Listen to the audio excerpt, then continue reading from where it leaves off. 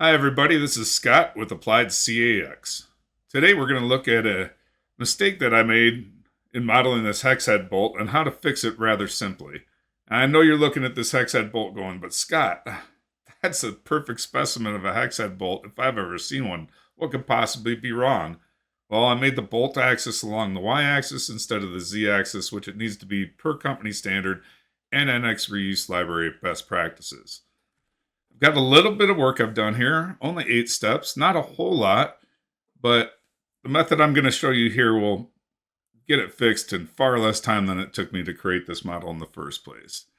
So I'm going to set that to the current timestamp, and then I'm going to edit with rollback the profile sketch.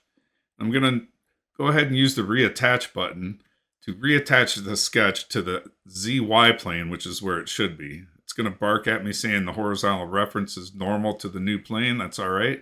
Go ahead and select the y-axis, hit OK, and everything's going to rotate around the way that it should. Just to confirm that I'm in the right space, I'll go into my model views and I'll double click the trimetric work view to orient it to that view, and I'm satisfied with where that's at. So the next thing is to go look at the profile that I revolved, and oops, got a little error there. It says unable to create the body. We'll close this out and take a look at Y. We'll go edit with rollback on here.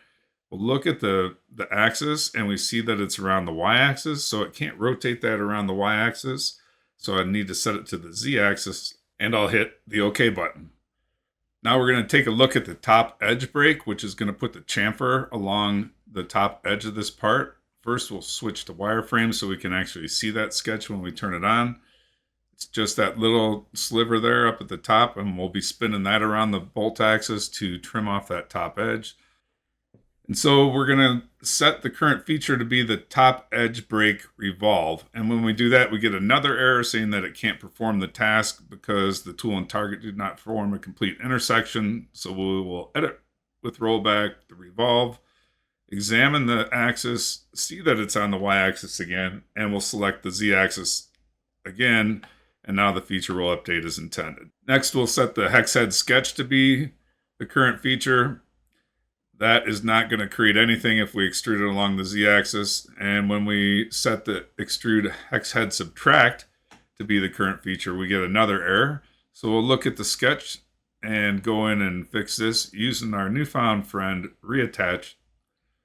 I'm going to orient this the way we can see it. I'm not seeing the coordinate system. It would have popped up if I would have hit reattach because it's part of the command, but I decided to show it anyway.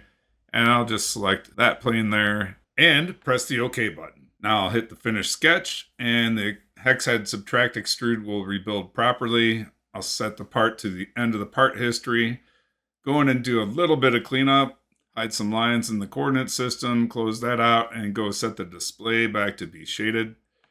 And there you have it. In less than 3 minutes and 20 seconds, I've corrected an issue in my part that I was considering going back and remodeling. And the first model took me approximately 15 to 20 minutes to do.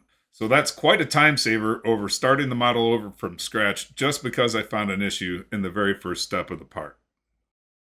If you like what you've seen here, be sure to check out our online NX Basics training course, where you'll learn the essentials of creating 3D CAD models in Siemens NX in as little as 2 days.